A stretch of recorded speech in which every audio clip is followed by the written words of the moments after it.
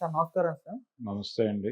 Sir 'Allu Arjun' గారు తన upcoming film 'అట్లీ'తో announce చేయడం మనం చూసాం. తమిళ్ డైరెక్టర్ 'అట్లీ'. అయితే ఇప్పుడు ఒక 'అల్లు అర్జున్' గారి ఫ్యాన్స్‌ని ఒక చిన్న సెంటిమెంట్ అయితే భయపెడుతుంది సార్. అంటే మామూలుగా తెలుగు వాళ్ళకు సెంటిమెంట్స్ ఎక్కువ అని అంటారు. అదేం సెంటిమెంట్ అంటే తమిళ్ డైరెక్టర్స్ తెలుగు స్టార్ హీరోస్‌కి పెద్దగా భారీ హిట్లు కాకుండా డిజాస్టర్‌లు ఇచ్చినవే ఎక్కువగా ఉన్నాయి. 'స్పైడర్' మూవీ మురుగదాస్ గారు, మహేష్ బాబు గారికి, రీసెంట్‌గా 'గేమ్ చేంజర్' శంకర్ గారు, రామ్ చరణ్ గారికి ఈ విధంగా పెద్ద డిజాస్టర్సే ఇచ్చారు. సో, ఇప్పుడు ఆ సెంటిమెంటు దీనికేమన్నా వర్కౌట్ అవుతుందేమో అని చిన్న ఆందోళన అయితే అభిమానులైతే వ్యక్తం చేస్తున్నారు. ఈ సెంటిమెంట్ అనేవి వర్కౌట్ అవుతాయా? మరి తమిళ డైరెక్టర్‌తో అల్లు అర్జున్ గారి సినిమా గురించి మీరేం చెప్తారు సార్? అయ్యా, సెంటిమెంట్ అనేది ఉందా లేదా అనేది పక్కన పెడితే సినిమా బాగుంటే చూస్తారు. హ్మ్. లేదంటే పక్కన పెడతారు. ఓకే. 'గీతాంజలి' అనే నాగార్జున గారి సినిమాకి దర్శకుడు తమిళ దర్శకుడే. హ్మ్. మణిరత్నం గారు డైరెక్ట్ చేశాడు ఆ సినిమాకి. ఆ సినిమా హిట్ అయింది. అంటే మొదటి రోజు దానికి కూడా పెద్ద మంచి టాక్ ఏం లేదు. నెమ్మదిగా పికప్ అయి ఆడింది. అలాగే పెద్ద హీరో కాదు గాని తన ధోరణిలో తాను సినిమా చేశాడు భారతీరాజా గారు. ఏది 'సీతాకోకచిలక' సినిమా అది ఆడింది. దానికంటే ముందు 'కొత్త జీవితాలు' అని ఒక సినిమా చేశాడు, అది ఆడలేదు. ఈ సినిమా బాగానే ఆడింది. 'సీతాకోకచిలక' పెద్ద హిట్. ఆ తర్వాత ఆయన ఇద్దరు తెలుగులో పెద్ద హీరోలతో 2 సినిమాలు చేశాడు. ఆ 2 కూడా వర్కౌట్ అవ్వలేదు. ఏది 'జమదగ్ని' అనే పేరుతో కృష్ణ గారితో ఒక సినిమా చేశాడు ఆయన. చిరంజీవితో 'ఆరాధన' అని ఒక సినిమా చేశాడు. 2 కూడా ఆయా హీరోల స్థాయికి తగ్గిన హిట్లయితే కాదు. హ్మ్. 'జమదగ్ని' కంటే 'ఆరాధన' బెటర్ రెవెన్యూ కలెక్ట్ చేసింది కానీ పెద్ద హిట్ సినిమా అయితే కాదు. అలా కొంతమంది కొన్ని సందర్భాల్లో ఇబ్బంది పెట్టిన ఇవి ఉన్నాయి చరిత్రలో కూడా. అలాగే చిరంజీవి గారికి చాలా పెద్ద హిట్ ఇచ్చినటువంటి 'యమకింకరుడు' సినిమాకి రాజ్ భరత్ కదా డైరెక్టరు. మరి వారు తెలుగువారు కాదు కదా, అది బాగానే ఆడిందిగా సినిమా, మంచి పేరు తీసుకొచ్చింది ఆయనకి. అదే రాజ్ భరత్తో చేసిన ఇంకొక సినిమా ఆడలేదు, 'పులి' అనే సినిమా. అలా కొంత తమిళ దర్శకులతో బాలచందర్తో 'ఇది కథ కాదు' అనే సినిమా చేశాడు ఆయన. అది చాలా పెద్ద హిట్ కదా ఆ రోజుల్లో. కాకపోతే చిరంజీవి సోలో హీరో కాదు ఆ సినిమా. చిరంజీవి సోలో హీరోగా చేసిన బాలచందర్ సినిమా ఆడలేదు, ఏది 'రుద్రవీణ'. అలా ఎక్కువ మెజారిటీ సినిమాలు అయితే ఆడలేదు కానీ ఆడిన సినిమాలు కూడా ఉన్నాయి.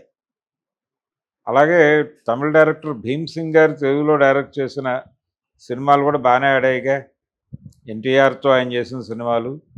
అలా తమిళ దర్శకులు తెలుగు హీరోలకి పనికిరారు, లేదు తెలుగు డైరెక్టర్లు తమిళ హీరోలకు పనికిరారు. ఇలాంటివి సినిమా బాగుంటే చూస్తారు ఏదైనా. 'స్పైడర్' సినిమా బాగాలేదు కాబట్టి జనం చూడలేదు. మురుగదాస్ కాబట్టి చూడాలనే లేదు. అదే మురుగదాస్ చిరంజీవితో చేశాడుగా 'స్టాలిన్'. అవును. ఆ సినిమా ఏ మేరకు విజయవంతమైంది? అది కూడా ఆశించిన స్థాయి విజయాన్ని అయితే ఇవ్వాల, హ్మ్. పర్వాలేదు అనిపించుకుంది అంతవరకు.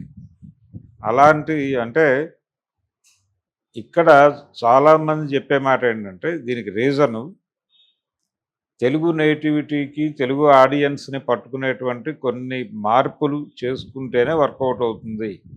అదే 'స్టాలిన్' సినిమాని వినాయక్ గనక డైరెక్ట్ చేసుంటే అది హిట్ అయి ఉండేది అనేది ఒక అభిప్రాయం చాలామందిలో ఉంది.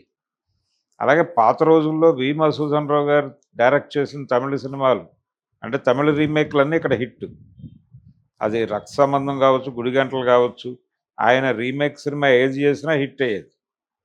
ఆయన ఎవరి సినిమాలు అయితే రీమేక్ చేస్తున్నాడో ఆ డైరెక్టర్లే స్ట్రైట్గా తెలుగు తీస్తే ఆ రేంజ్లో ఆడేవి కాదు. కారణం ఏంటంటే ఈ నేటివిటీకి, ఈ హీరో ఇమేజ్కి మ్యాచ్ చేసేటువంటి సందర్భం తక్కువ కాబట్టి. ఈవెన్ భారతీరాజా గారు డైరెక్ట్ చేసిన 'ఆరాధన' సినిమా విషయంలో కూడా అదే విమర్శ ఆ రోజు. హ్మ్. అంటే చిరంజీవి ఇమేజ్కి ఆ క్యారెక్టర్ని డిజైన్ చేయలేదు, ఆయన పద్ధతిలో ఆయన సినిమా చేశాడు. అక్కడ సత్యరాజు హీరో కాబట్టి సత్యరాజు ఆయన దృష్టిలో ఉన్నాడు ప్రధానంగా. ఓకే. చిరంజీవి జోడింపు అయ్యాడు. వీళ్ళిద్దరి ఇమేజ్లు డిఫరెంట్. సత్యరాజు ఇమేజ్ వేరు, చిరంజీవి ఇమేజ్ వేరు. చిరంజీవి ఇమేజ్కి ఈ కథ వర్కౌట్ అవ్వాలి. అలాగే బాలచంద్ర గారు 'ఆడాళ్ళు మీకు జోహార్లను' ఒక సినిమా తీశాడు కృష్ణరాజు గారితో. అది కూడా ఆశించిన స్థాయి విజయాన్ని ఇవ్వలేదు.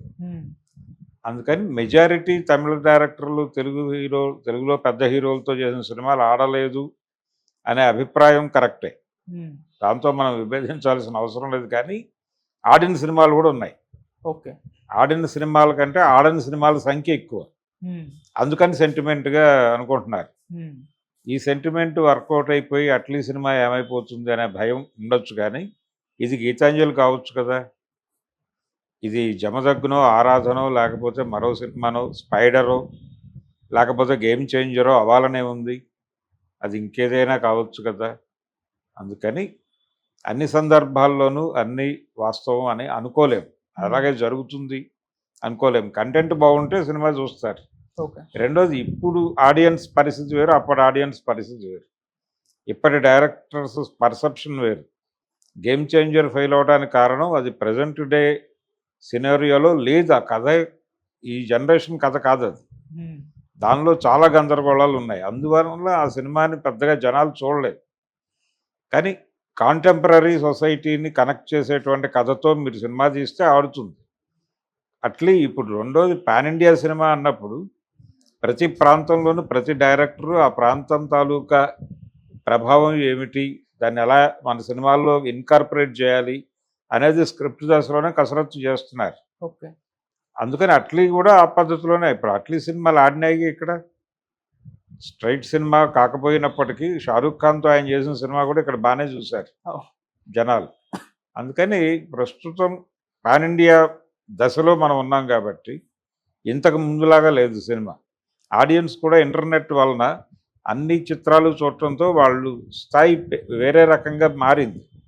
మారటం అంటే వాళ్ళు అందరు డైరెక్టర్ల సినిమాలకి ఎక్స్పోజ్ అయిపోయి ఉన్నారు కాబట్టి ఆ ధోరణిలో వెళ్ళిపోతున్నారు. అందుకని అంత ఇబ్బంది పెట్టకపోవచ్చు. ఇది ఒక కొత్త సెంటిమెంట్ని క్రియేట్ చేయొచ్చు, తమిళ దర్శకులతో హిట్లు కొట్టచ్చు అని. అలాగే అనుకుందాం.